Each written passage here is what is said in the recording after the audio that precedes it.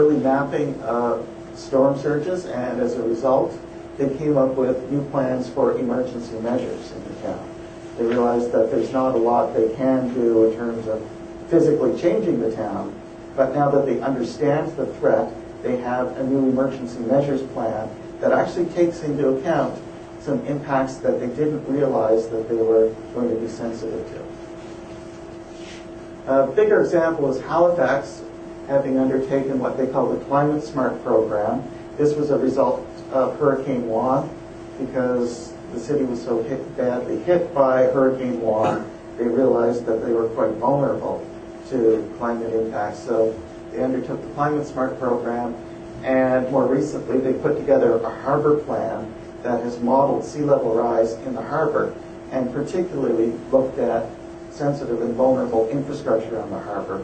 This harbor plan is actually helping new development going around the harbor, so that when the new development goes in, it actually takes into account sea level rise and it won't be vulnerable to it.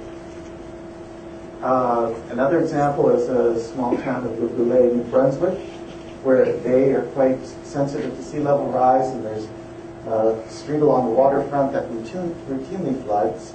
And they did a study and came up with a plan, and their plan included new zoning and bylaws that will help discourage new development from going into this street that they already know is vulnerable.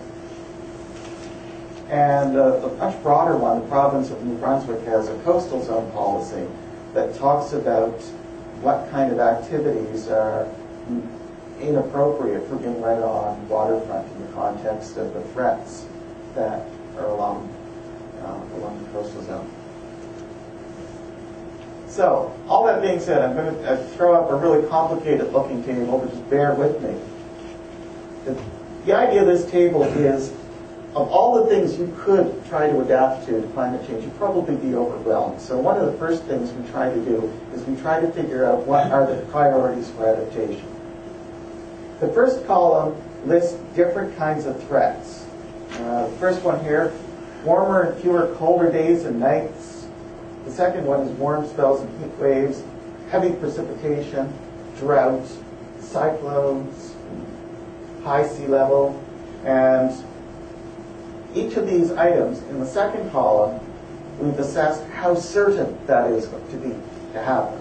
So that's a first cut at what might be a priority, just looking at our certainty that a particular impact is going to happen. Then in the next four columns, we looked at the impact of that particular phenomenon on different sectors. The agriculture and forestry sectors in the first column, water resources in the second, human health in the third, and industry and settlement in the fourth. And then for each of those, we ask how important that particular threat is to that sector. And it can use a high, medium, low, or 1, 2, 3, or whatever kind of scale you want. And you start to chart it out, and using a method like this, you can suddenly see that the particular threats that get the most high scores are probably, if they get a lot of high ranking and it's virtually certain, then that's likely a top priority. Whereas if it's not very likely and you get medium and some high, then maybe that's not a high priority as well. This is just one way of looking at priorities, but it makes the point that the community has to, only a community can decide what's a priority for it in terms of adaptation. And an example of adaptation, you're probably familiar with North Street having been closed off because of the cliff collapsing. So we actually see two kinds of adaptation. There's a very formal planned adaptation here where the municipality has decided to close that road because it's not safe. But at the same time, you look at the tire tracks that are going along the sidewalk there.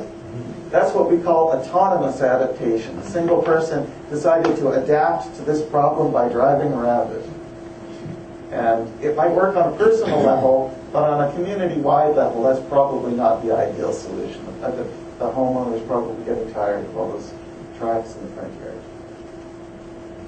So just in case you're thinking that this is a new problem, well, as I said, climate change has been around for a long time. And, you may recall the far side from quite a few years. And, yeah, I think he managed to sum it up.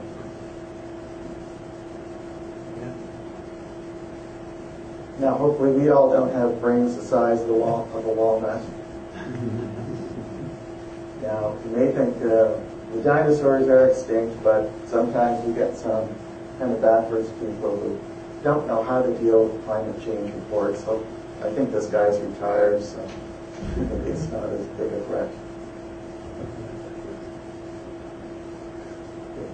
So I'll end my presentation with this fancy graphic, which is actually an advertisement for the provincial government's climate change site. And we're building out a component of this about adaptation climate change in the province. And we'll be putting information on this. And hopefully, with Danielle's permission, we'll be able to put the Glace Bay report on our website.